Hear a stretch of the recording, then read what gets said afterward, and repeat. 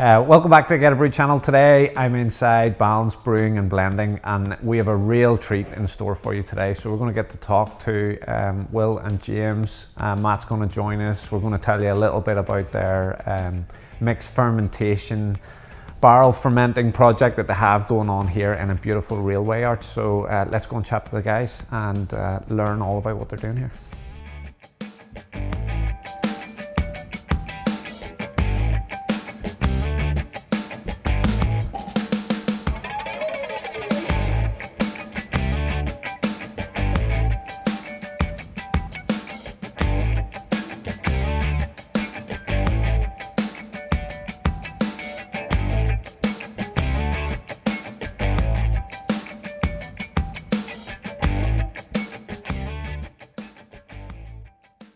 Okay, so we're joined by Will, James, and Matt has kind of joined us as well. We're in Balance, and guys, it's been going since 2021. Yeah. Tap room opened 2023. That's right, yeah. What made you go on this journey for this style of beer? I think it's a beer that we've both been drinking together for a long time in terms of a style, and other associated styles, lambic, Belgian saisons, they all kind of come into this mixed firm umbrella. Yeah. American sours as well have been a big part of what we've been drinking. So having met at Jolton in, I think, when was it, 2016, 17? Roughly, yeah. We kind of came together with our idea of what we enjoyed in beer. Yeah. And that meant that we started chasing that kind of beer. Yeah. And we always had this idea that we wanted to do something with it. With brewers, we can produce this kind of stuff. Like how do we do that? Yeah. So we spent a few years like brewing at other places and then chasing down this idea of what we want to brew. How do we want to distill our enjoyment of beer that we have into something that we can push forward? Yeah. I love this style of beer. It's something that I really enjoy being part of myself. We have a little side project at Get a Brew called Our Brewery, where we get to play with wood. Now Deborah calls it my vanity project because it's like you never see any money from it. You're just always spending money in oak, and you're making beer that you're not seeing for years, in advance. So I love what you're doing, but who is actually buying this beer? As in, what demographics coming through the door? Are you having to work at it, or is there a desire for it because it isn't readily available in the locality? It's an interesting one, isn't it? Yeah, so I think one reason in Manchester, I think it's one of the only places at this moment that could actually support this kind of brewery, especially with a tap room, just because it's, probably definitely the top 2 craft beer cities in the UK, let's say. Yeah. And on that note, it was just really important to kind of be in this kind of brewery quarter, what it is nowadays, with Cloudwater's Joe Short Track being so close. So we've just got that kind of already, clientele that might already have an idea about what we're doing. Yeah. The real nice thing about the tap room though is introducing it to people that have literally no clue. Yeah. And some people are still like not 100% convinced with it, but it's great when you get someone that's never tried this kind of beer before and maybe in through like the world of wine or cider are really enjoying the fermentation profile and stuff. Yeah. And you work with the local breweries. They actually create the wort. It's the aging process that it's done. Yeah, well, we do all of the processes start to finish ourselves. Yeah. But we just use the kit that Sure Shot have. So we've used a few breweries historically. We've used Squawk. We started off at Manchester Brewing Co. And we've used Alphabet as well before its demise. Yeah. But yeah, now Sure Shot is the place to go because it's literally like 5 doors down. Yeah. And we go in on a Sunday, so there's nobody brewing anyway. So we just go down, we take our malt in, we stick it in, we put the wort through, we take it out, we bring it down here, and that's it. It's like we were never there. Yeah. And then from there it all happens in here. Yeah. What amazes me is your house culture. So tell me a little bit about how you developed that. Well, that's been developing since the inception. Like we from the off, we understood like what we wanted the beer to taste like. So there's a particular flavour from American wild ales, which is like this really nice, like soft pineapple funk. Yeah. And that's what we really wanted to get into Saison de Maison in particular. So we kind of went around, first of all, drinking the beers and then finding out what kind of breadths were involved in getting that flavour. Yeah. And then building that onto a Saison base, finding a lactobacillus that worked, and using a number of different sort of ideas to get to where we are now. and it's still an ongoing process. But yeah, that starting point was like just trial and error, barrel to barrel, different pitches, different combinations, just to see how the flavour profile worked out. Yeah, the flavour is impeccable in that saison. Like really stunning for such a young beer as well. You know. Yeah. It's gorgeous, isn't it? Yeah. And I would say Manchester is the number one. That's just I don't. Something that I love about coming here, I'm very lucky that I only live about half an hour away, is the tap room has such a defined aesthetic with the red colouring. You've got those lovely fonts you've had made from a local potter. So what inspired the tap room aesthetic? I was very much, well, it was kind of multifaceted. Like we both, probably our beer origin story would start with like cask beer and like old school pubs. So there was a huge inspiration for that, like wood clad, etc. And like those kind of the deep red of the tap room was like really was something we had an idea of. And then kind of on a very different note, we really wanted to like go for that kind of Belgian beer cafe thing as well. I think we've got quite a nice balance of it. And the main thing is it doesn't feel like a railway arch. It feels like a nice cozy tap room. It's theatrical, is what I said when through the door. I get a nice vibe from it, and especially when the lights are dimmed and you see the oak in the background and stuff. It's very pretty, So, look, you guys are at this full time now. I eat, sleep and breathe the beer industry, and we install little tap rooms and we work with breweries for their ingredients, so we like to think we've our finger in the pulse. It's really difficult to make money in brewing as it is. How much more difficult is it to make money in mixed firm brewing? And it's pretty difficult. Yeah. Obviously, we've got an increased residence time in our fermenting vessels. Like we're looking at a minimum of like 9 months in the barrel. Yeah. And then that's before you add dry hop and then secondary fermentation on top of that. So you're looking at least a year from start to finish for product. Yeah. And that's at minimum. Yeah. If you add fruit into the mix, then you're looking at 18 months. Yeah. So it is difficult because of that turnaround time, and because we've only really just added to our barrel stock. We've got a growing volume, but that volume isn't ready like right now.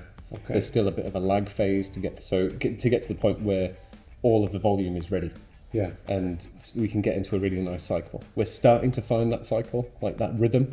Yeah. But at the moment, it's still, it's still hard to try and get enough beer. Yeah. Month to month, really. Like this year, we're looking at 2 releases a month-ish. Okay.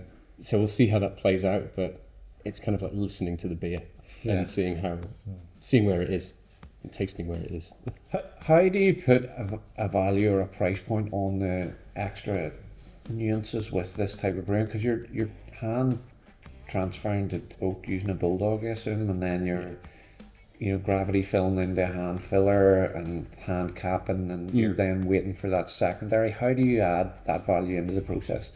It's difficult to actually put a number on it, isn't it? Yeah, absolutely. Like, obviously if all your beers are taking 2 to 3 weeks, it's very easy to kind of work that into a regular pattern. But because we've not got regularity of releases, regularity of fermentation, how do we put that value on time? Yeah, it's a challenge, isn't it? But I think it's we're getting to the point where we've got our kind of rough costings, and they've kind of been over time been developed, and I think it's one of those. As long as we're still in business, we've got something right, I guess. Yeah, but this kind of product lends itself to.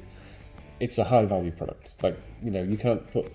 Well, maybe you can, but we don't think that you can put all of this time and effort into the fermentation and conditioning stage just to put it into, something that you can just sell quick and cheap. Yeah. Like you kind of have to follow that through to make it worth it, because the beer costs more. Like the actual literal liquid costs more for us to make if you factor in that time. Yeah. So we have to build it into this nice end product, which does have a bit of a premium on top of it. Yeah. And we're led by the market as well. We're constantly talking with our peers about what's going on price wise and how things are changing, and materials are always changing. Yeah. Things are running out. Bottle stock is short. Glass price is going up. There are no corks left. Like that kind of stuff. So you've got to really try and respond to that, but also build in a little bit of margin for error. Yeah. And it's difficult, but that's what we're kind of trying to do. And you don't get economies of scale when you're using champagne bottles or 375ml bottles. Well, not the volumes we're using. No. Yeah, we get through like a pallet a year or something like that. So yeah. I have absolutely no issue with it because it's something that I love and enjoy. So if I go in and I see that bottle, and you know, probably what's great is people are buying it direct here and they're getting a great price point on it. But for me, those bottles of beer should be 20 quid a bottle. That's where I see them, you know, and and it's trying to get, what I'm trying to get across is the guys watching this, don't be afraid of something that says 20 quid on it. It's phenomenal. The quality of it. Pair it with some food, sit down with a couple of people, talk about the beer. Yes, you'll yeah. have an experience, you know, that is much better than Yeah. you know, it's not to say you can't get a great lager or a great IPA, but No, I just not think at all, not it at all. stands out, you know. So Yeah, and this is our first release that we've actually put into 375s as well. yeah, So we're bringing a smaller format to what we already produce, and that means that it's a little bit more accessible. Yeah. It's still the same kind of like high value product, but it's a little bit more affordable. When it's sat next to, you know, 440ml cans of Dipper, yeah, like it's a similar price point. yeah, So it's not too far to sort of reach above. You don't have to you don't have, you know, you've got 8 quid cans of Dipper and then 20 quid for a big bottle. yeah. Instead, you've got maybe £9 for a 375 of Saison. You're like, That's that kind of sits within your budget, maybe. Yeah. So it's a little bit more accessible. Yeah. Talking about the price point, where do people get your beer? All over the country. Yeah, So yeah, I mean, first port of call is the tap room. yeah, Come and visit us. But then we ship all of our beer nationwide, so direct through our website and through a number of bottle shops that we've got around the country as Okay. contacts. Yeah. yeah. Awesome. And if you had someone watching this and they want to go down the same route that you're on, any tips? Any feedback? It's a really good Just do question. it. Yeah, It's a really interesting one. So for us, I mean, as brewers, like we did play around with doing like a 25-litre homebrew. But when you're used to making thousands of litres at a time, and obviously you can't put 25 litres into a barrel very easily. So we were super keen just to go for it. So I suppose just go for it. You've got to find your own process. Like with this more than anything else, everyone has their own methods. Like, you know, there's relative similarities between how you brew an IPA, and obviously people have their own idiosyncrasies of hopping. But this is like it's kind of a, I don't know, it's no holds barred. Like you can just go do whatever you want, ferment with anything you want. You know, you can spontaneously ferment, you can wild capture, Yeah. you can pitch lab grown things. There's like kind of endless possibilities. yeah, Yeah. Yeah, so just go for it. We went to a Mills tasting at Port Street, and Johnny Mills was there, and we chatted to him. We had all these like questions and stuff, and his response to everything was just like, "Don't worry about it, just go for it. It'll be fine. Everything will work itself out." And that's how you ended up making a beer with mushrooms in it, Yes, yeah. which was delicious. I was very doubtful about it, but Yeah. it was a very clever beer, and I think you're a fantastic addition to the Manchester scene. And it's, you know, like you say, the city, because it has so much going on, you can be a mixed fermentation, barrel focused, 100% barrel focused brewery, and make a go of it, especially because the tap room is just, you know, Friday night, 5 o'clock, it's the perfect place to start your evening with a schooner of Saison. Exactly. Yeah. So if you're in Manchester at the moment, is it open Friday, Saturday only? Yes, Friday and Saturday at the moment. Okay. But come March, we're going to be opening that to Thursday to Sunday. Okay. So there'll be more opportunity to come and sample our wares. Yeah. Awesome. What I've noticed when I was researching coming here was you used to do a lot of foraging. You've done some weird stuff with mushrooms and beers. Yeah. What is that like? You know, is it the case of, you know, you're taking off on a hike and harvesting heller, or, you know, what's the approach? It could be, yeah. So it's like in and around Manchester, Greater Manchester, you've got a lot of access to, you know, green spaces and canal towpaths in various places like that. So there's a lot of, if you know where to look, there's a lot of stuff that you can use. So we've used elderflower, we've used mugwort, we've used pineapple weed, some like invasive species that have become sort of part of the tapestry that are actually really good for including in beer and things. And then there are also, you know, sort of outside of the foraging, there's the mushroom beers, which were farmed, but still in that same kind of like that clique of beers, which is just a little bit in that experimental realm. So that was getting in contact with Polyspore, wasn't it? Which was a fun experience. Yeah, it was a really cool collaboration. Like they're based in Altrincham, and it's nice to. We always wanted to like work with local producers and stuff like that. So that was just the perfect intro for that. It was the first collaboration we did, I think. And yeah, it's a fascinating beer. Like we've just rebrewed it actually. Well, we've just reblended mushroomed it, Yeah, reblended it. Yeah. So this time it's a slightly higher mushrooming dose, and it's a blend of the two mushrooms. So it was lion's mane and freckled chestnut, and we really enjoyed the first one, but it was relatively subtle. You could really pick it out, but we wanted a little bit more umami mushroom character. And I don't know. I think the beer is a little bit of an exploration of umami, I suppose. Yeah. Which then ties into the most recent forage series that we've done, which was with Samphire. Okay. So that's bringing a lot of salinity. Yeah. Which we're probably going to do again and increase that salinity, but this was just like a test. Yeah. Kind of market test, I guess. So based on the idea of a goza-ish in terms of its saltiness. Base. Yeah. Yeah. So sour, salty. Yeah. That was the kind of base. So we got a single barrel, which was more sour generally than what we would put out on its own, and then blended that with the Samphire, which had it, and now it's like it's a really nice level of umami, salinity, and tartness. It's really cool. You're biohacking with beer, you don't even know it. Yeah. Whole lion's mane. So exactly. We'll get there with the whole beer's good for you thing eventually. Yeah. Functional mixed firm. See what the Portman Group think about that. Guys, look, it's been a pleasure to come and taste your beer, learn about your brewery. I'd love you guys to show them some love and follow them online. If you're in Manchester, make sure you come in, say hello. You're served by these guys, obviously. They're going to be keen to share their information with you. Give them a follow on socials, and thanks again, guys. So we can't leave Balance without tasting one of the beers, so let's crack one open. How long is this? Beautiful. I ruined that. I talked over the cork popping. I wanted to ask, how long has this beer been in production? How long has this been in barrel and in secondary? So I think the brew was the summer of 22, and then Will went to pick the Samphire and the Wirral it would have been late last summer. And it had about a very short residence time on the Samphire, because we actually blended the Samphire in. So we ended up with this like green smoothie effectively going into the beer. Had only like a week on that. Hoped to ameliorate as much as possible, and then packaged it, and it's been in bottle for about 5-6 months. It's got a fantastic colour. It's almost got like a Helles tint, hasn't it? It's really beautiful on the nose as well. Yeah. And it's really subtle. It's maybe a little bit less funky, but that funk is just underneath that little bit of salinity, that little bit of savoury, and that slightly higher acidity as well. It's clean. It has that. I wouldn't describe this as funky. Funk is when it's kind of got that Bretty character, but this has got just a nuanced acidity, and then at the back of the palate, a little bit of salinity. Yeah. It's very drinkable. It is very nice, isn't it? So next time we might up the salinity a little bit, but I think we've got quite a nice. This is a really nice, refreshing spot, I think, for the acidity and the salinity. Yeah.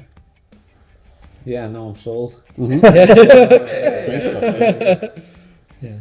I was saying just before the camera went on there, what a way to spend your Friday after a busy week is to pop in here and enjoy a beer of this quality. You're spoiled here. Yeah, we really are. Yeah, we really are. Belfast, you need to catch up. So maybe you guys can copy paste repeat. Yeah. So, well, that'd be nice. Franchise system. Yeah. So the Empire is a little bit of a way off, but we'll see. You can. What's the saying? You can have it all. You just can't have it at once. Yeah. We'll get there eventually. Yeah.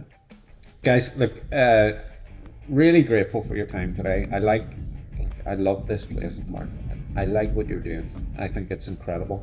I wish you the best of luck.